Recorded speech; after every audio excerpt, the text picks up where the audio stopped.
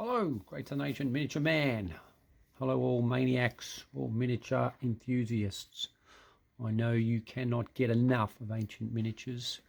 It'd be unethical, unconscionable even to deny you. So I'm going to bring you more.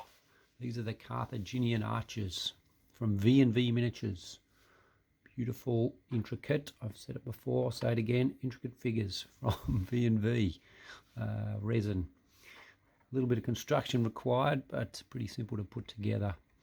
They have some fantastic and realistic kind of poses. Very cool. This guy leaning back.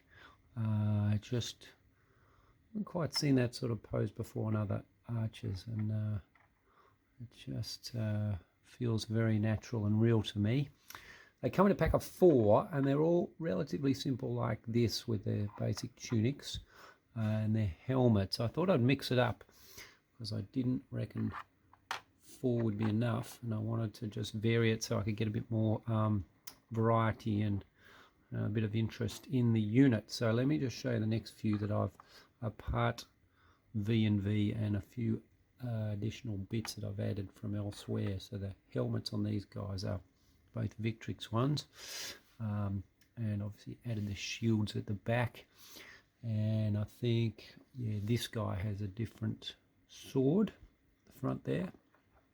It's one of a few that were, well, so I wanted to stretch it out really so I could have more than just the 4 Punic archers. So I've made a number of others with different levels of kit bashing. Let's put up a few more that are somewhat kit bash. So this guy has V&V head.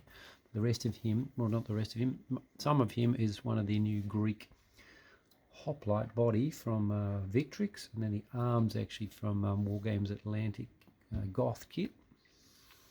And then this guy, I think he's the same. So his body is a Greek hoplite body, and then there's bits again from the Wargames Atlantic Goths, and then there is the helmet from this V&V kit. So that brings us to, what, 6 guys. And then I've done a few others which have no V&V components at all. So I'll just shove these guys over to get the other dudes in. He's mostly Wargames Factory, old guy. This guy also mostly, I think it's all Wargames Factory actually. He's got a mixture of the Greek hoplite Wargames Factory and the Carthage, the Numidians actually. And then I've got a shield out of the Numidian set there. And then this boy, Lucky Last, is mostly Victrix. Again, mostly Greek hoplite, but then I've used a few bits out of the Imperial Roman Archers set actually to make him into an archer too. So the Carthaginian archers, not very well known about. They're not sort of documented much. I haven't read many historical accounts or sort of list of Carthaginian armies that talk much about the archers. It's inconceivable that they didn't have them. So they were all through the Mediterranean world, and certainly there's records of when Alexander the Great besieged Tyre in 332 BC, that there were archers there who defended the wall. So the Carthaginians, being originally a colony of Tyre, they must have had archers. Perhaps they played predominantly a defensive role of their cities. So you can imagine during the Third Punic War, when the Romans sacked and annihilated Carthage basically, Carthaginians put up a stern defence, and I've no doubt that there were many archers involved trying to beat back the brutal Roman invaders.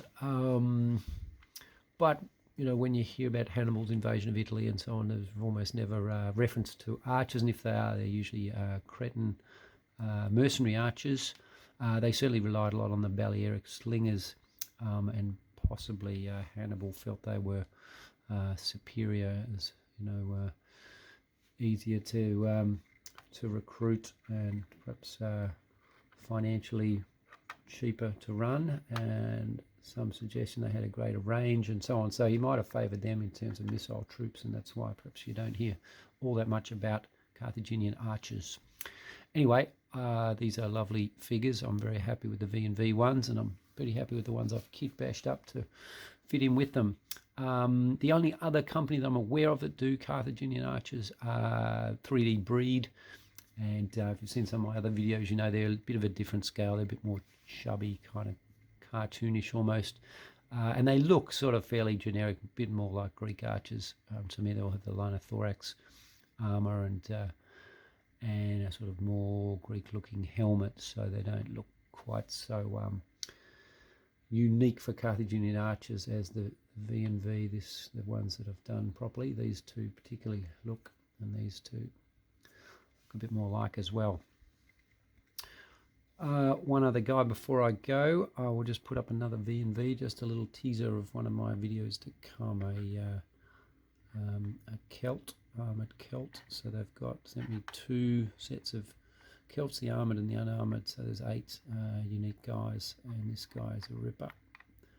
Pretty impressed with him, so I'll be doing them at some stage. I've got quite a list of reviews to get through, so I'm not sure when I'll complete the Celts from V&V, but they're certainly in the pipeline. Righto, catch you around. Hope you are all well, and stick in some comments. See what you're interested in. See ya.